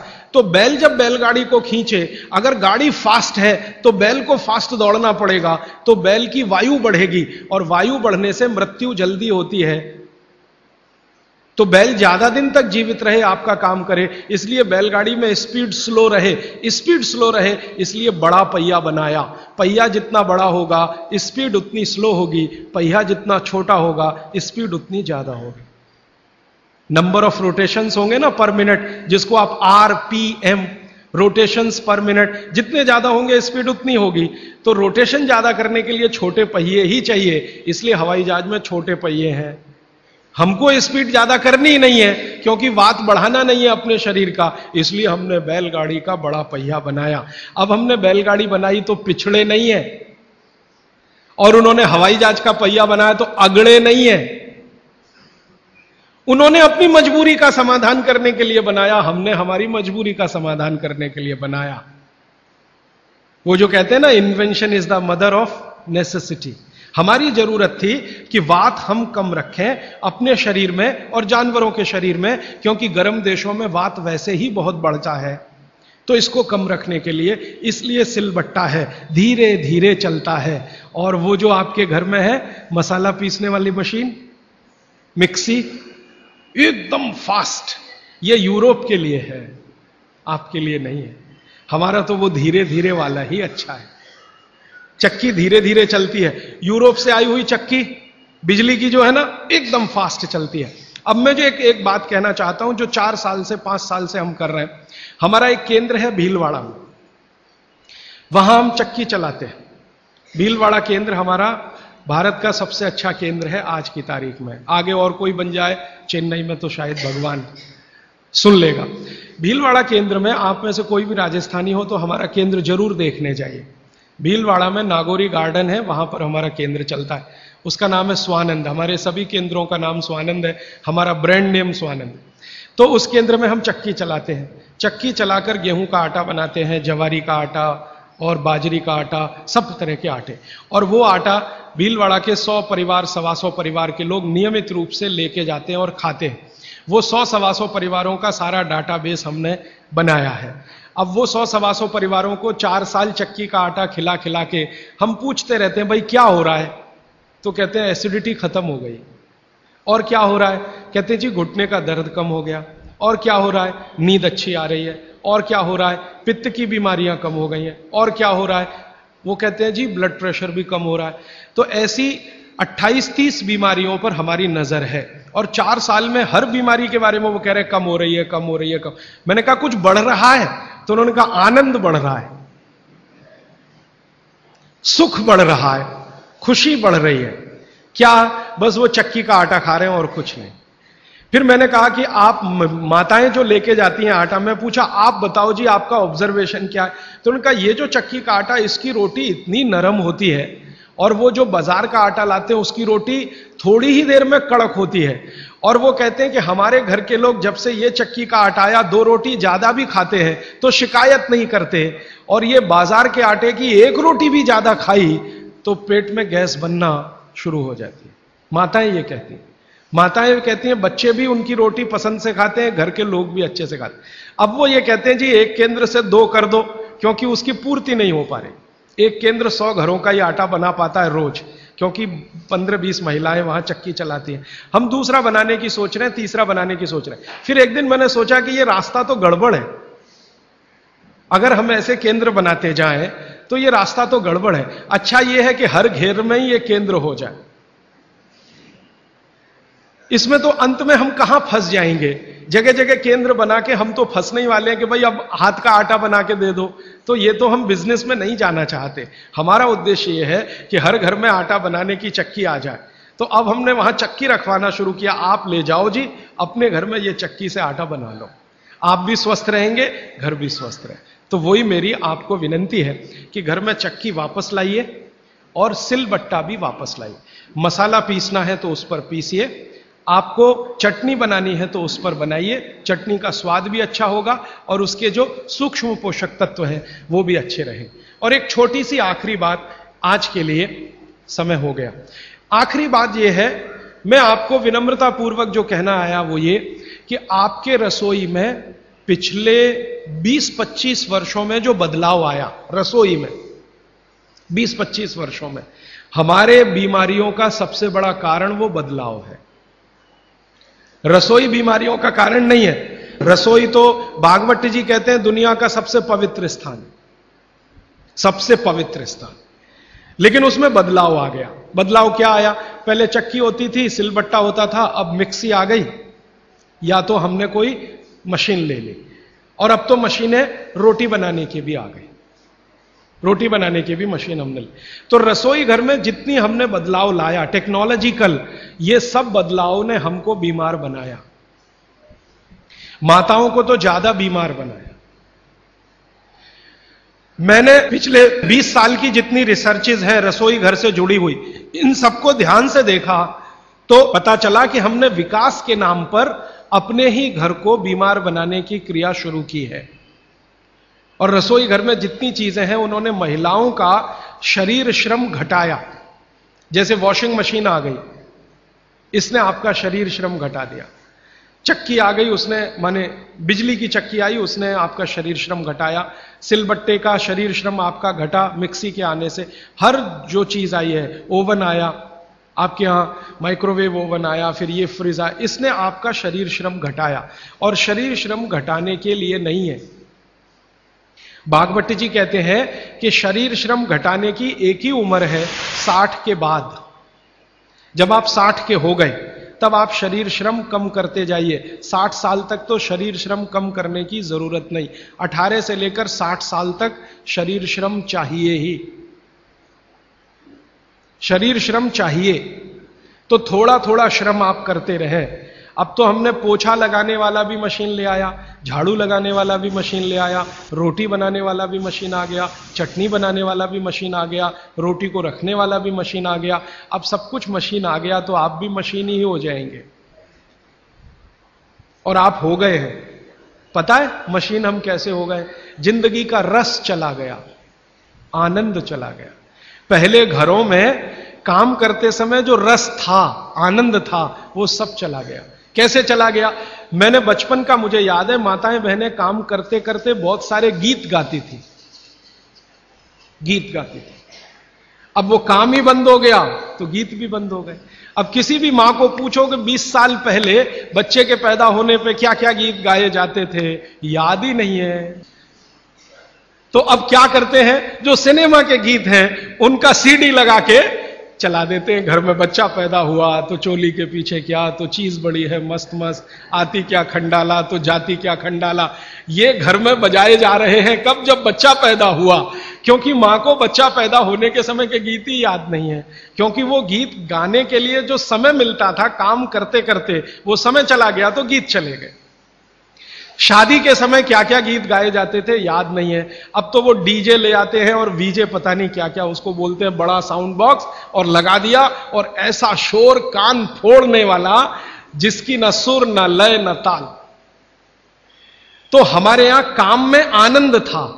देखिए मैं आपसे विनम्रता पूर्वक एक बात कह सकता हूं कि भारत की कोई भी मां शरीर श्रम से थक सकती है, बोर नहीं हो सकती।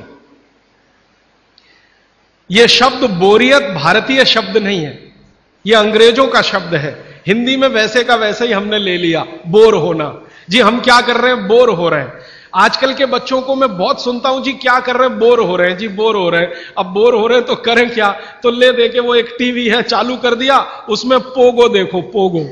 अब पोगो में क्या है, वो और ज्यादा बोर हो जाओ, तो पोगो की जगह कोई दूसरा देखो, लोगो, या तीसरा देखो। वो सब आपको बोरियत में ही ले जाएंगे। क्यों?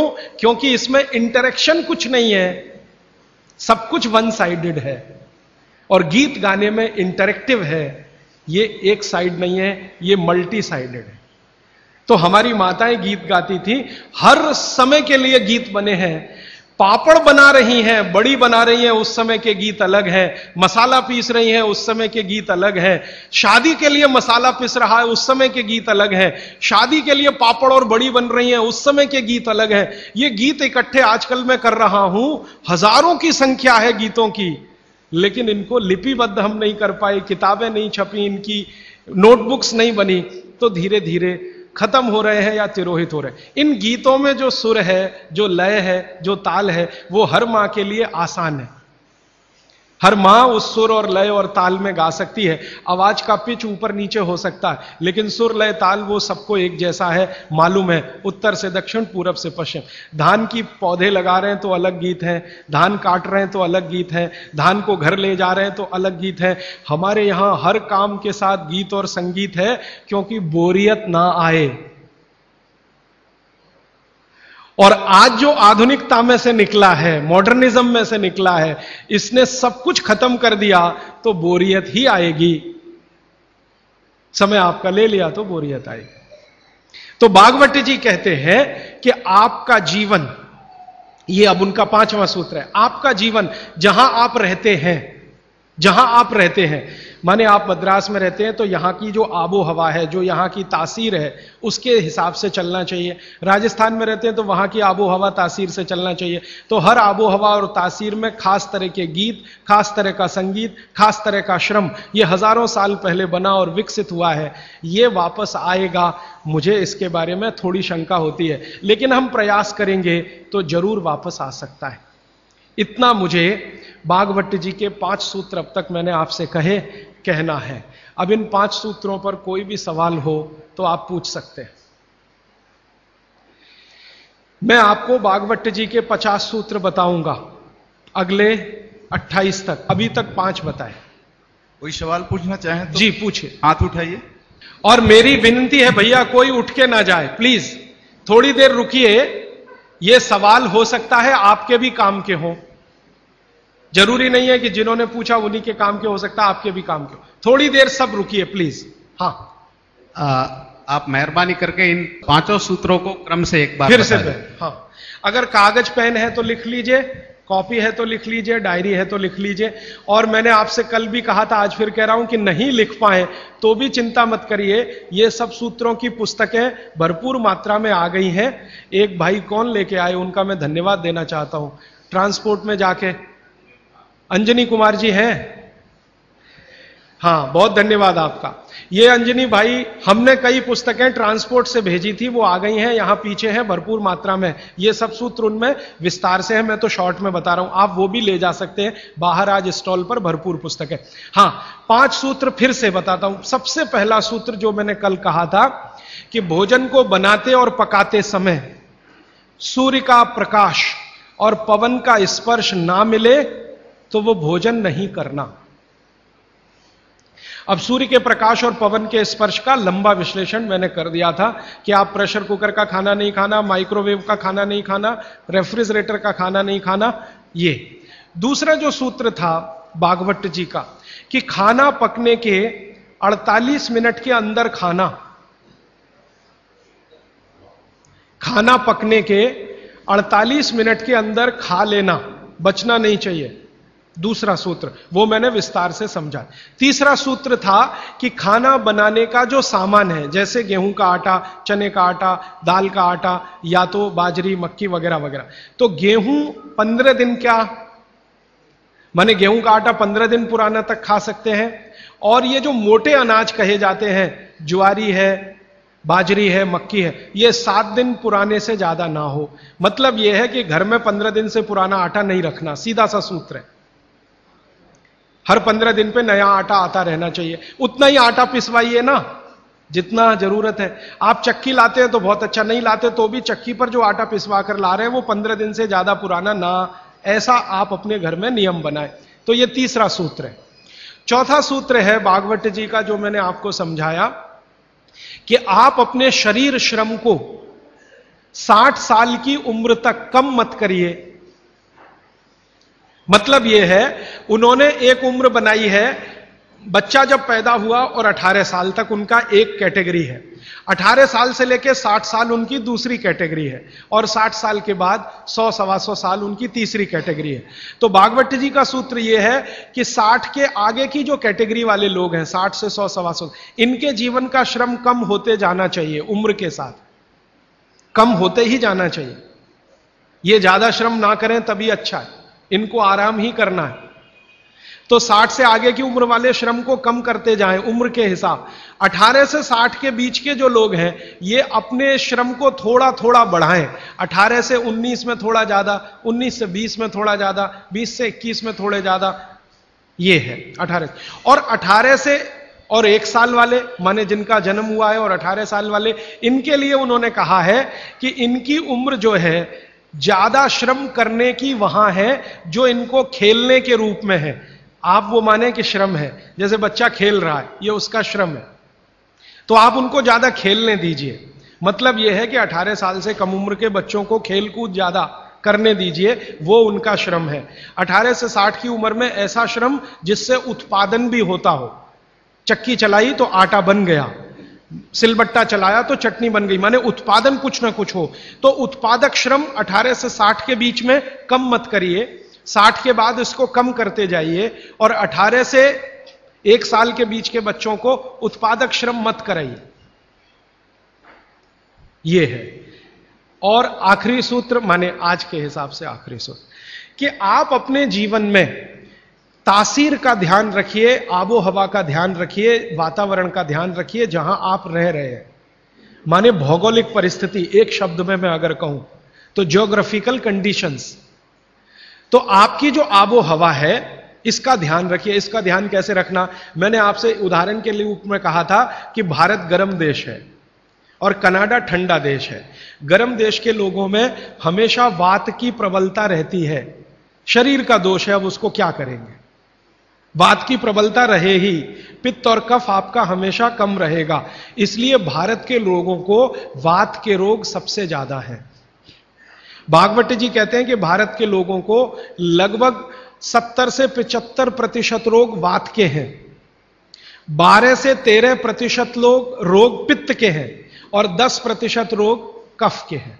कफ के रोग हमारे यहां सबसे कम है, पित्त के थोड़े ज्यादा, वात के सबसे ज्यादा, क्योंकि हम गर्म जगह रहते हैं। तो आप ध्यान रखिए कि गर्म जगह में ऐसे काम मत करिए जिससे वात बढ़े। जैसे मैं आपको एक उदाहरण दूं, माफ करिएगा ये उदाहरण देते हुए, आप दौड़ लगाते हैं, रनिंग, इसमें वात सबसे ज्यादा बढ़ता है। हमारे यहां आजकल एक फैशन आया, मॉर्निंग में दौड़ो। दौड़ना नहीं है, चलना है। चलने और दौड़ने में अंतर आप समझते हैं। दौड़ने में ऊर्जा बहुत शरीर की, गर्मी बहुत शरीर की बढ़ेगी और वात को बढ़ाएगी। वात बढ़ेगा तो ये घुटने बहुत जल्दी आपके थकेंगे। आप देख लो, जितने हिंदुस्तान के रनर हैं ना, रनर 100 मीटर दौड़ने वाले, 200 मीटर, 35 साल के बाद किसी के घुटने काम नहीं करते, सब बैठ गए। मिल्खा सिंह को मैं मिला हूं, वो कहते हैं यार उस समय जो मैं दौड़ गया ना, अब पता चल रहा है कि उसका क्या असर है। परमानेंट डैमेज हो गए हैं दोनों नी जॉइंट्स मिल्खा सिंह के। तो भारत दौड़ने वाला देश नहीं है। माने सुबह आप जाओ तो मॉर्निंग वॉक के लिए जाओ, रनिंग के लिए मत जाओ। जाओगे तो वात बढ़ेगा, बात बढ़ेगा तो तकलीफ आए। तो भागवत जी बहुत गहरी बात कह रहे हैं, जहां रहते हो वहां की आबो हवा और तासीर को ध्यान में रखो। हमारी आबो हवा गर्म है, गर्म हवा में वात बढ़ता है, ये याद रखो। तो वात बढ़े ऐसा कोई काम मत करो। और यूरोप वालों के यहां क्या है, कफ बहुत बढ़ता है क्योंकि ठंड है, ठंड में हमेशा कफ बढ़ता है। तो ठंडी लोग हैं, ठंडे देश हैं, ठंडा आबो हवा है, तो कफ बहुत बढ़ेगा। तो वो उसका ध्यान रखें जो कनाडा में रहते हैं, अमेरिका में रहते हैं, कि कफ मत बढ़ने दो। अब बात ना बढ़े हमारा, कफ ना बढ़े यूरोप और अमेरिका वालों का, तो सारी दुनिया निरोगी। पित्त जो है वो सम में वैसे भी रहता है, पित्त जो है ज्यादातर सम में ही रहता है। तो ये 5वां सूत्र है। तो ये 5 सूत्र मैंने फिर से आपको बता दिया। राजीव जी, आपके प्रथम सूत्र के अनुसार सोलार कुकर कितना उपयोगी है? हाँ, बहुत अच्छा सवाल है, मैं इंतजार कर रहा था कोई पूछे। देखिए, मेरे प्रथम सूत्र के अनुसार सोलर कुकर सबसे ज्यादा उपयोगी है, क्योंकि भगवान भागवत जी क्या कह रहे हैं? सूर्य का प्रकाश, पवन का स्पर्श। अब सोलर कुकर एक ऐसी अद्भुत चीज बनी है या बनाई गई है जिसमें सूर्य का प्रकाश सबसे ज्यादा। तो सोलर कुकर का खाना बहुत अच्छा। लेकिन कौन सा सोलर कुकर? देखिए, एक सोलर कुकर ऐसा आता है जिसमें डब्बे को बंद करके खाना बनाने के लिए रखते हैं ना, वो सब एल्यूमिनियम के डब्बे हैं, वो ध्यान रखिएगा।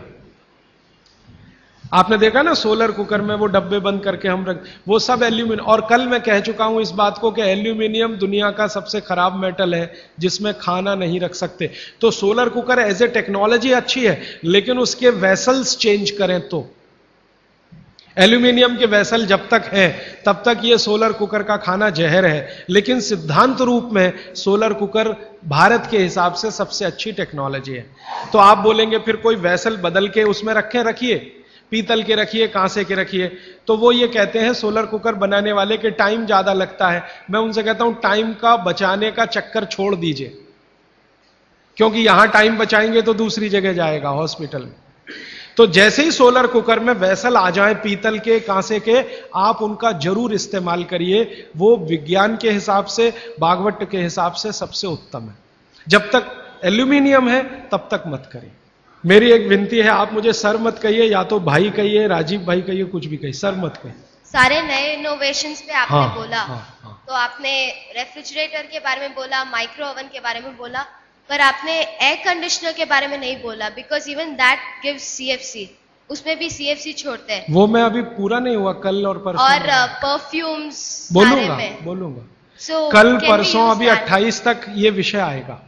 So, भागवत can we का use सूत्र आएगा, उसके रेफरेंस में मैं बोलूंगा। आदरणीय राजीव भाई, आपके दूसरे सूत्र के हिसाब से 48 मिनट में खाना खा लेना चाहिए, पर जो बच्चे स्कूल सुबह चले जाते हैं और शाम को घर आते हैं, उनका हम क्या बहुत करें? अच्छा, उसके लिए मैं एक विकल्प बताता हूं। जो बच्चे आपके सुबह सुबह स्कूल चले जाते हैं, उनके लिए यह सूत्र कैसे अप्लाई होगा? मेरी विनती है कि बच्चों को खाना खिला के स्कूल भेजिए। आप बोलेंगे जी खाते नहीं है, मैं आपको इसका तरीका बता देता हूं कैसे खाएंगे वो खाना। हमारे शरीर की अपनी एक साइकिल है, और वो साइकिल ये है कि कोई भी खाना खाएं तो उसके 8 घंटे के बाद ही भूख लगेगी आपको। ये शरीर का अपना नियम है। तो बच्चों के ऊपर भी यही नियम है, पुरुषों के ऊपर, स्त्री, सब के ऊपर। तो साइकिल शरीर की यह है कि खाने के 8 घंटे के बाद ही भूख लगेगी।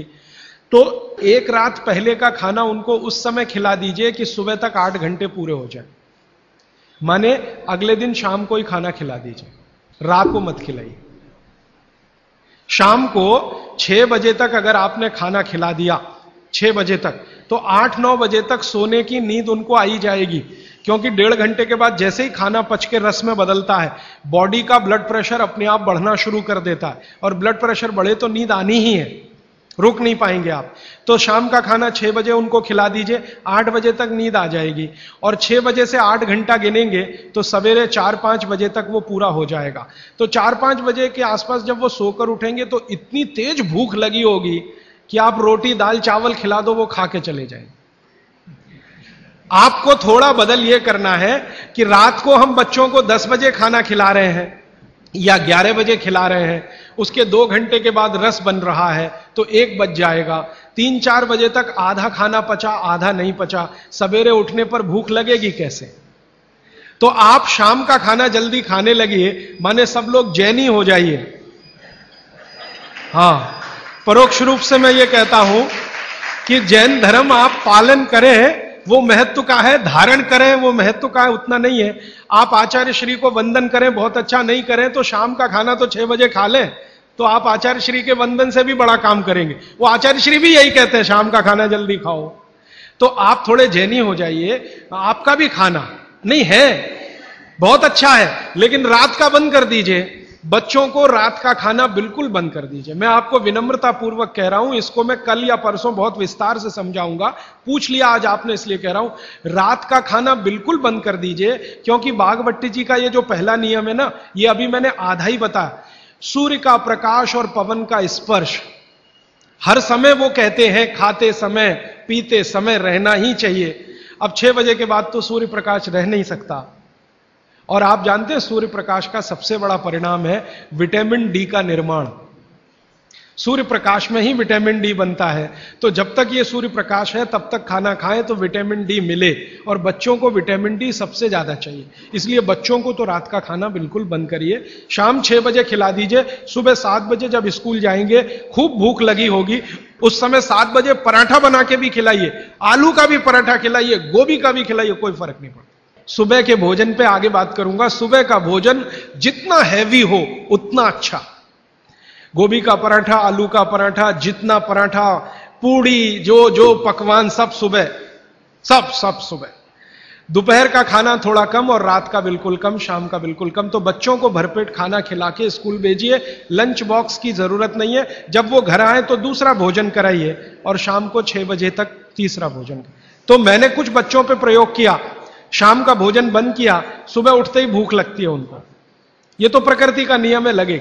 सारे जानवर, सारे पक्षी उठते ही खाना खाते हैं। आप देखो, चिड़िया है सुबह सुबह खाने पे लग जाएगी, गाय बैल भैंस बकरी सब सुबह खाने पे लग जाएगी, क्योंकि वो शाम को सूर्य के बाद खाना नहीं खाते। कोई गाय रात को खाना नहीं खाती, खिला के देख लो, जर्सी गाय को छोड़कर। जर्सी भारत की नहीं है इसलिए उसको भारत का पता भी नहीं है, वो रात को 2 बजे भी खा लेगी। लेकिन भारत की कोई भी गाय है, भारतीय नस्ल की गाय 6 बजे के बाद खाना नहीं खाएगी।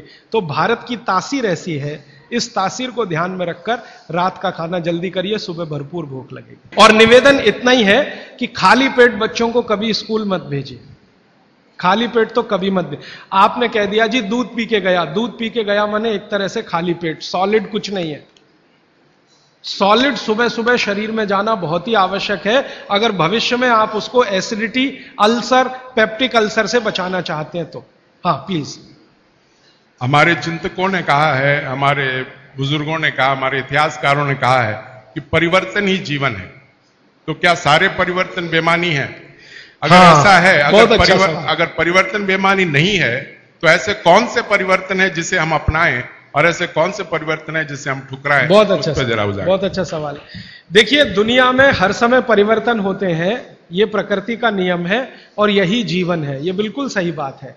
लेकिन हमें ध्यान यह देना है कि कौन से परिवर्तन हमारे अनुकूल है और प्रतिकूल है, बस इतना ध्यान देना है। अब इस बात को बागभट्टी जी कहते हैं एक सूत्र में, अब आपने पूछ लिया तो वो सूत्र भी वो ये कहते हैं कि जिस आबो हवा और परिस्थिति में आप रहते हैं उसमें रहते हुए जो परिवर्तन होगा वो आपके अनुकूल है, और जो आबो हवा और परिस्थिति में आप नहीं रहते हैं वहां जो परिवर्तन होगा और आप उसको धारण करेंगे वो आपके प्रतिकूल है। अब मैं इसको और स्पष्ट करता हूं। यूरोप और अमेरिका में पिछले 100 साल में जितनी रिसर्च हुई वो उनके लिए बहुत अनुकूल है। उनके लिए रेफ्रिजरेटर यूरोपियन लोगों के लिए बहुत काम की चीज है। जब मैं ये भाषण जर्मनी में दूंगा तो उल्टा ही बताऊंगा उनको। मैं कहूंगा जरूर रेफ्रिजरेटर लाओ, माइक्रोवेव ओवन भी रखो। उनके लिए बहुत अनुकूल है क्योंकि उनकी कंडीशन में वो परिवर्तन हुआ है। हमारी कंडीशन में जो हम परिवर्तन करेंगे वो हमारे लिए अनुकूल होगा। अब जैसे मैं आपको उदाहरण दूं, चक्की है, चक्की, तो चक्की में एक परिवर्तन आज हुआ है, पहले वो नहीं था, आज हुआ है। हमने चक्की में बियरिंग लगा दिया है। पहले चक्की में बियरिंग नहीं होता था, खाली वो एक ऐसा लोहे का वो डंडी होता था और उसके चारों तरफ हम उसको चाक को घुमाते थे, बीच में लकड़ी का एक उसमें वो लगाते थे। वो लकड़ी का हमने निकाल के उसमें बियरिंग लगा दिया, ये भी परिवर्तन हुआ। ये हमारे अनुकूल बैठता है क्योंकि बियरिंग लगने के बाद उसका जो फ्रिक्शन है वो कम हुआ, और फ्रिक्शन कम हुआ तो हम कम श्रम में ज्यादा उत्पादन ले सकते हैं। श्रम तो हो ही रहा है, लेकिन जितने श्रम में हम पहले 1 किलो आटा लेते थे उतने ही श्रम में अब 3 किलो आटा मिल रहा है। यह भी परिवर्तन है, लेकिन यह हमारे अनुकूल है। इसी तरह से और एक उदाहरण दूं, हमारे कुछ कार्यकर्ता हैं पूना में, उन्होंने बैलगाड़ी के पहिए में भी बियरिंग लगा दिया। परिवर्तन यहां भी हुआ, नई बैलगाड़ी बनी। उसमें बियरिंग का पहिया है। अब उसका क्या हुआ कि बैल को खींचने में मदद हो गई। पहले बैल 1 टन अनाज लेके जाता था, अब बियरिंग लगी हुई बैलगाड़ी में वही बैल 3 टन लेके जाता है और बिना थके हुए। तो यह भी परिवर्तन है। तो परिवर्तन हमारे आबोहवा ने पर्यावरण और हमारी प्रकृति के अनुकूल है तो हमारे लिए बहुत अच्छा है, और दूसरों के आबोहवा और प्रकृति के अनुकूल जो परिवर्तन है वो आपको उतना अच्छा नहीं है। यह है कहने का मतलब। ठीक है जी, ये बच्चा पूछ रहा है। हाँ पूछो। इलेक्ट्रिक गैस को यूज करना कि नहीं? इलेक्ट्रिक गैस ज्यादा अच्छा नहीं है, लेकिन मजबूरी हो तो ठीक है। अगर आपके पास उसका कोई विकल्प नहीं है तो जरूर इस्तेमाल कर लीजिए, लेकिन अगर विकल्प है, भारत में तो है, ये मैं जानता हूं, इसलिए ज्यादा अच्छा नहीं है। डी, आबोहवा से जुड़ा हुआ एक सवाल है। जैसे राजस्थान में गेहूं की बहुतायत होती है और यहाँ पे चावल की होती है। हाँ। यहाँ पे चावल के खाने के आइटम ज्यादा हो, तो क्या ये सही होगा कि यहाँ चावल का, हम खाने में चावल का उपयोग ज्यादा करें? बिल्कुल सही होगा। आप इस समय चेन्नई में रहते हैं, तमिलनाडु और पूरा एरिया चावल के लिए मशहूर है, तो आप चावल ही ज्यादा खाइए। और इसको ज्यादा आगे बात गहरी बता देता हूं। यहां की जो मिट्टी है, तमिलनाडु की खेतों की मिट्टी और राजस्थान की जो मिट्टी है, उसमें जमीन आसमान का अंतर है।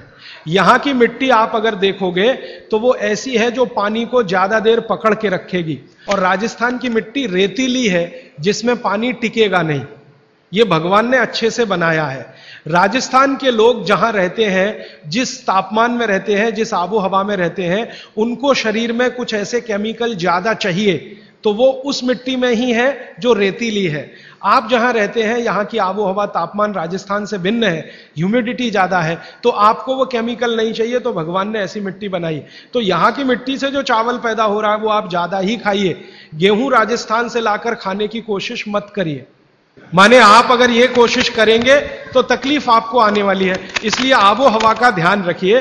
चावल के प्रिपरेशन यहां ज्यादा है, वो आप ज्यादा खाइए। अब समस्या आपके साथ ये है कि आप राजस्थान से आ तो गए, राजस्थान छूटा नहीं आपसे, वो छूटता नहीं है। समस्या वहां आती। हम बिहार से आ गए तो सिर्फ स्थान परिवर्तन हुआ, मन परिवर्तन नहीं हुआ। मन अभी भी है राजस्थान में। माने मैं इसको ऐसे कहना चाहता हूं कि अनुकूल परिस्थिति हो गई तो आप वापस राजस्थान चले ही जाएंगे, क्योंकि मन नहीं छूटा। आपका मन नहीं छूटा है, इसलिए आपका स्वाद भी नहीं छूटा। यह सब मन का खेल है। मन से सारे स्वाद और वो सब जुड़े। मन नहीं छूटा तो स्वाद नहीं छूटा। तो आप फिर गेहूं मंगवाते हैं और उसको रोटी बना के खाते हैं, वो स्वाद के लिए तो ठीक है। पौष्टिकता के हिसाब से आपके लिए चावल ज्यादा ठीक है। तो शायद आपने एक बैलेंस बना लिया है कि रोटी भी खाते हैं, चावल भी खाते हैं। यही है ना? तो इसी को चलने दीजिए। मैं आपका मन छुड़ाना नहीं चाहता, क्योंकि मैं नहीं चाहता कि आप परमानेंट यहां रहें। एक दिन राजस्थान तमिलनाडु से अच्छा हो जाए तो आप चले जाएं, ये मैं चाहता हूं। तो मेरे लिए वो स्वदेशी के लिए अच्छा है। तो आप मन को और स्वास्थ्य को बैलेंस कर लीजिए। बैलेंस इसमें यह है कि 2-3 रोटी खा लीजिए और थोड़ा चावल खा लीजिए, ऐसा कुछ कर लीजिए। थोड़ा इडली खा लीजिए और थोड़ा हलवा खा लीजिए। हलवा इडली के साथ जरूर खा लीजिए बैलेंस के लिए। थोड़ा डोसा खा रहे हैं तो थोड़ा बाजरी का रोटी का 1-8 टुकड़ा या आधा बाजरी की रोटी का। यह मैं बताऊंगा आपको आने वाले समय में किसके साथ क्या खाएं और आपका बैलेंस बना रहे, टिका रहे। लेकिन इसको ध्यान में रखिए कि आप स्वास्थ्य के लिए थोड़ा, क्योंकि मन भी अगर आपका बहुत दुखी हुआ तो स्वास्थ्य खराब होगा ही। यह भी मैं बता, रोटी नहीं मिलेगी तो मन खराब होगा, तो उसका असर शरीर पे आएगा। इसलिए मन और स्वास्थ्य को बैलेंस करिए। जी, आखिरी सवाल।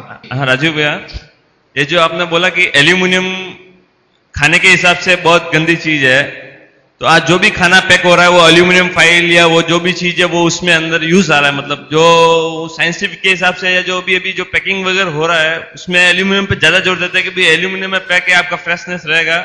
इसके ऊपर थोड़ा बहुत बोलिए। मेरा आपको एक ही विनंती है, क्योंकि ये मैं करके देख लिया है कि एल्यूमिनियम फॉइल में जो आप खाना पैक करते हैं ले जाने के लिए रास्ते में, ये बहुत ही खराब है, अच्छा नहीं है। तो आप बोलेंगे जी किस में पैक करें? खाना कपड़े में पैक करना सबसे अच्छा है। कपड़ा, सूती कपड़ा होता है ना, पतला, एकदम पतला, उसमें जो रोटी बांध के आप रखें, वो दुनिया का सबसे अच्छा पैकिंग है। वो विज्ञान के हिसाब से बहुत अच्छा है। पतले सूती कपड़े में रोटी बांध कर रखना सबसे अच्छी पैकिंग है।